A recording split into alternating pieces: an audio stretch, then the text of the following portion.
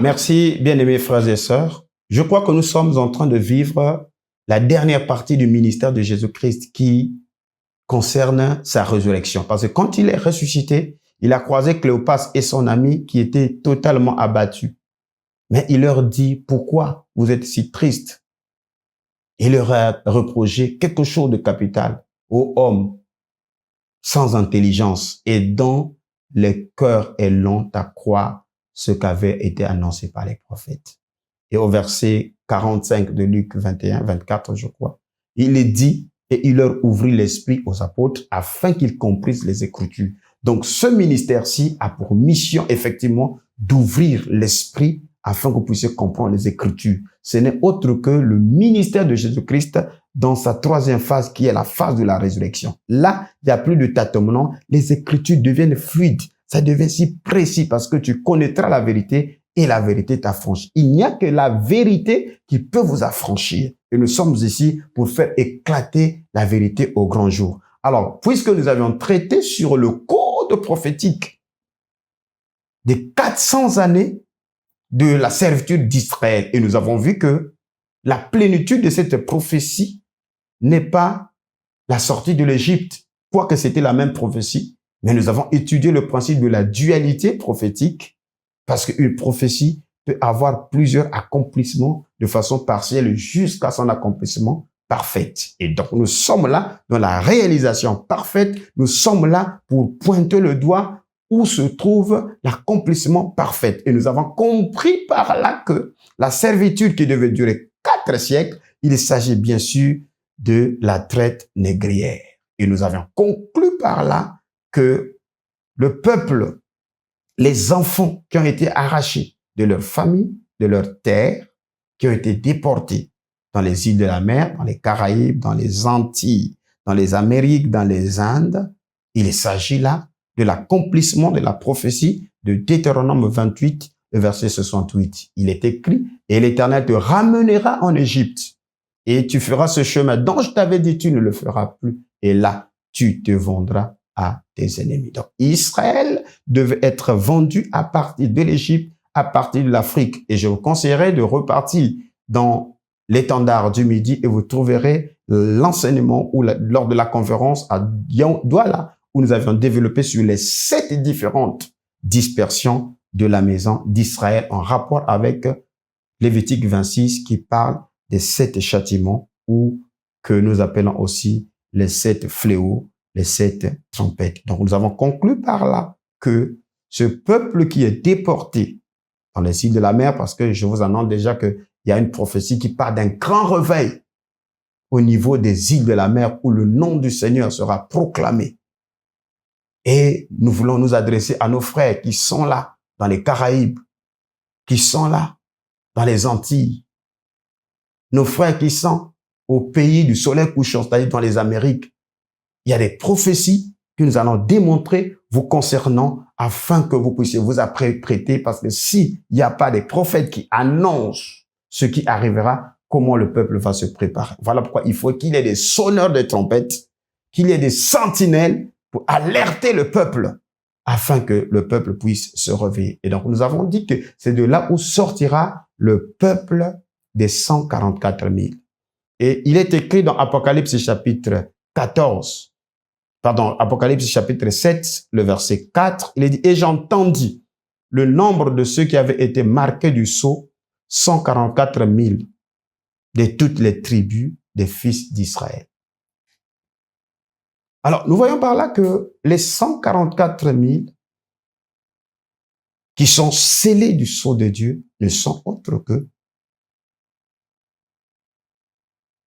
des prémices des tribus d'Israël.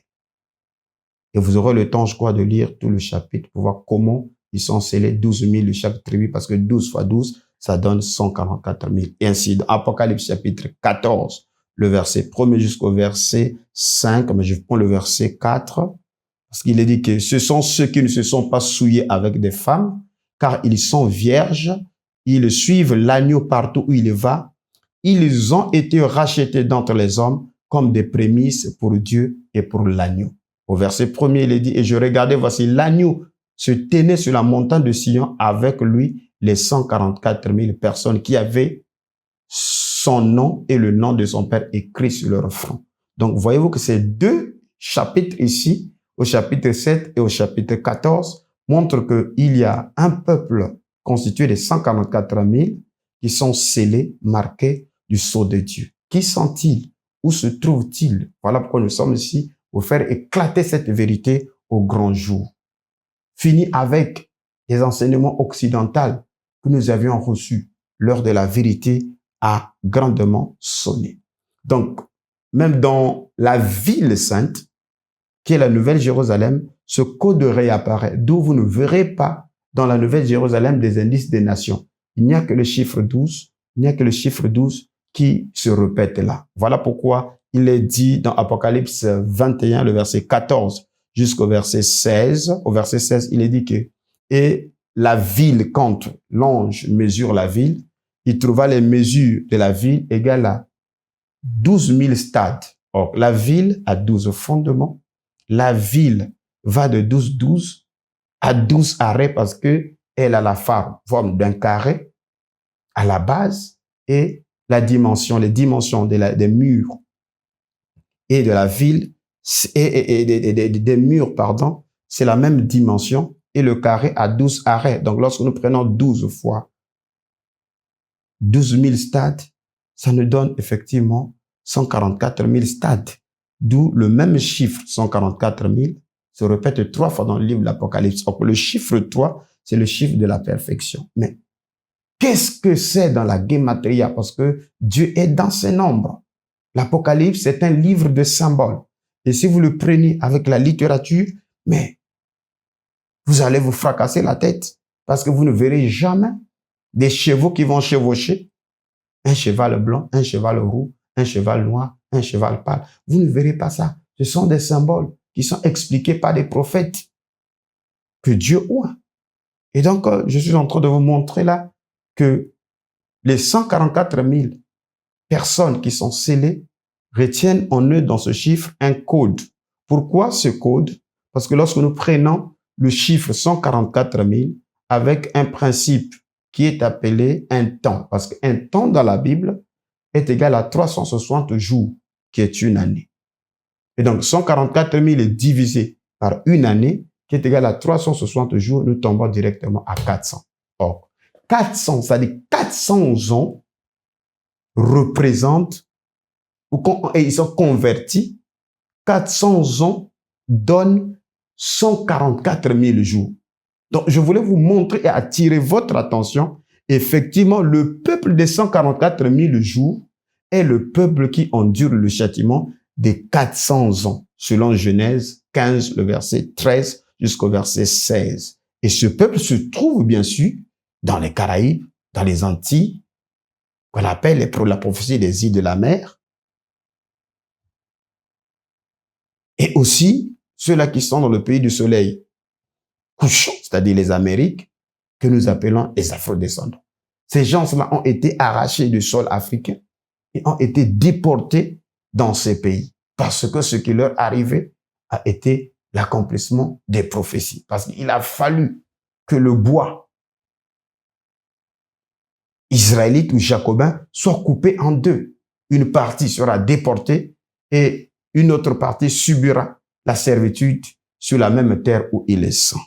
C'est ainsi, il y aura une purification des lèvres au-delà des fleuves de l'Éthiopie selon la prophétie de Sophonie, chapitre 3, le verset 9 à 10. Il dit, « Et je donnerai au peuple des lèvres pures afin qu'il me serve d'un commun accord d'au-delà des fleuves de l'Éthiopie. Mes adorateurs, mes dispersés m'apporteront des offrandes. » D'où, conformément à Actes chapitre 15, le verset 16 à 17, il est dit là que c'est les apôtres qui disent que le Seigneur a d'abord tourné les regards vers les païens pour choisir du milieu d'elle un peuple qui porte son nom. À cela s'accordent les paroles des prophètes qui disent, après cela, donc après que Dieu ait visité ces peuples païens, après cela, le Seigneur reviendra. Donc il y a le retour du Seigneur. Il reviendra afin de relever les tentes de la maison de David. Et quand les tentes de la maison de David sont relevées, c'est afin que toutes les nations invoquent Dieu, invoquent le Seigneur. Donc, il ne peut pas y avoir d'équilibre, il ne peut pas y avoir d'harmonie aussi longtemps que les tentes de la maison de David ne sont pas encore restaurées, ne sont pas encore relevées. D'où nous sommes là pour vous montrer que, conformément à la parole prophétique, le peuple de 144 000, c'est le peuple qui devait subir la servitude qui durerait 144 000 jours. Et 144 000 jours donnent effectivement 400 ans. Et donc, si vous voulez chercher vos 144 000, cherchez le peuple qui a subi la servitude qui a duré 400 ans, parce que 144 000 jours divisé par 360 jours, qui est le nombre d'une année prophétique, ça donne 400 ans. Merci. Je crois que vos yeux commencent à s'ouvrir parce que tu connaîtras la vérité et la vérité t'affranchira.